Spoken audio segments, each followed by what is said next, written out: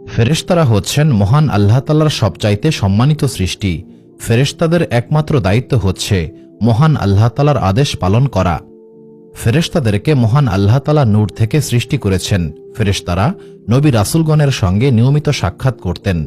তবে সাধারণ মানুষের পক্ষে ফেরেশতাদের সাক্ষাৎ পাওয়া সম্ভব নয়। বর্তমান সময়ে এমন কিছু মানুষ রয়েছেন যারা ফেরেশতাদের অস্তিত্ব সম্পর্কে বিশ্বাস করেন না। পবিত্র কোরআনে ফেরেশতাদের সম্পর্কে যে আয়াতগুলি রয়েছে সেই আয়াতগুলিকেও অবিশ্বাস করে। তবে ইসলামী আকিদার ক্ষেত্রে ফেরেশতার অস্তিত্বে বিশ্বাস করা খুবই গুরুত্বপূর্ণ বিষয়। প্রকৃত মুসলিম হতে হলে ফেরেশতাদের অস্তিত্বে বিশ্বাস করতেই হবে।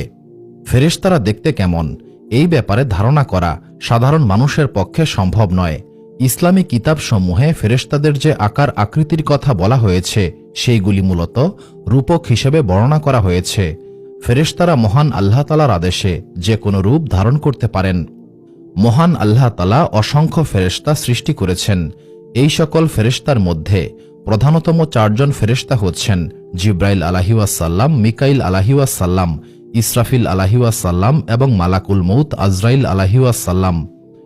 এই চারজন ফেরেশতাকে মহান আল্লাহ তাআলা ভিন্ন ভিন্ন দায়িত্ব দিয়েছেন। মিকাইল আলাইহিসসালাম বৃষ্টি বর্ষণ করেন এবং খাদ্য বন্টন করেন। ইসরাফিল আলাইহিসসালাম মুখে শিঙ্গা নিয়ে মহান আল্লাহ তাআলার আদেশের অপেক্ষা করছেন। যখনই মহান আল্লাহ তাআলা আদেশ করবেন তখনই তিনি শিঙ্গায় ফুঁক দেবেন। মালাকুল মউত আজরাইল আলাইহিসসালাম সমগ্র সৃষ্টিকুলের রূহ কবজ করেন এবং জিব্রাইল আলাইহিসসালাম হচ্ছেন সমগ্র ফেরেশতাকুলের সর্দার। তিনি সমগ্র ফেরেশতাকুলকে নিয়ন্ত্রণ করেন। জিব্রাইল আলাইহিসসালামের আরেকটি দায়িত্ব ছিল, তিনি নবী রাসূলদের কাছে ওহী পৌঁছে দিতেন। আজকের ভিডিওতে আমরা ইসরাফিল আলাইহিসসালামকে নিয়ে আলোচনা করব। ইসরাফিল আলাইহিসসালামকে মহান আল্লাহ তাআলা কেন সৃষ্টি করেছেন? ইসরাফিল আলাইহিসসালাম যখন শিঙ্গায় ফুঁক দেবেন তখন কি ঘটবে? ইসরাফিল আলাইহিসসালামের এই শিঙ্গা দেখতে কেমন? এই শিঙ্গা কতটা বড়? ইসরাফিল আলাইহিসসালামের মৃত্যু কিভাবে হবে? এই সমস্ত বিষয়গুলিকে আমরা পবিত্র কোরআন এবং হাদিসের আলোকে জানার চেষ্টা করব। মূল কাহিনী শুরু করার আগে ভিডিওটি লাইক করে চ্যানেলটি সাবস্ক্রাইব করুন। এই ভিডিও সম্পর্কে আপনার যে কোনো মতামত কমেন্ট করে জানাতে ভুলবেন না। চলুন শুরু করা যাক।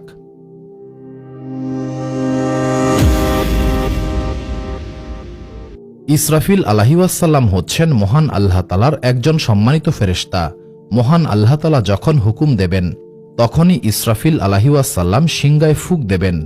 যখন ইসরাফিল আলাইহিসসালাম শিঙ্গায় ফুঁক দেবেন তখন কিয়ামত অনুষ্ঠিত হবে, সমগ্র সৃষ্টি জগৎ ধ্বংস হয়ে যাবে। মহান আল্লাহ তাআলার হুকুমে ইসরাফিল আলাইহিসসালাম যখন দ্বিতীয়বার শিঙ্গায় ফুঁক দেবেন তখন সমস্ত সৃষ্টি জগৎ আবারও জীবিত হবে এবং হাসরের ময়দানের উদ্দেশ্যে রওনা হবে। পবিত্র কোরআনে শিঙ্গায় ফুঁক দেওয়ার ব্যাপারে অনেকবার আলোচনা করা হয়েছে, তবে পবিত্র কোরআনে ইসরাফিল আলাইহিসসালামের নাম উল্লেখ করা হয়নি।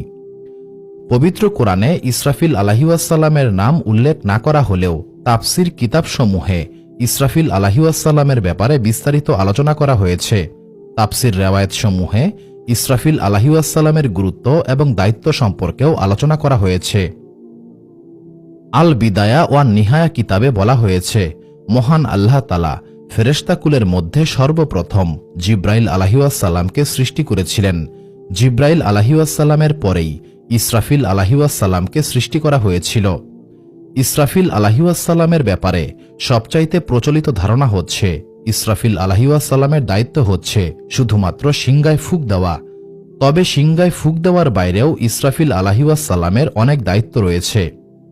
মারেফুল কোরআন কিতাবে বলা হয়েছে, শীতকালে পৃথিবীর অনেক অঞ্চল বরফ দ্বারা আচ্ছাদিত হয়ে পড়ে। যেসব অঞ্চল বরফ দ্বারা আচ্ছাদিত হয় না সেই সব অঞ্চলও প্রচণ্ড শীতে জুবুথুবু হয়ে পড়ে। এই সময়ে বৃক্ষের পাতা ঝরে যায়, প্রাণীরা গর্তে লুকিয়ে থাকে।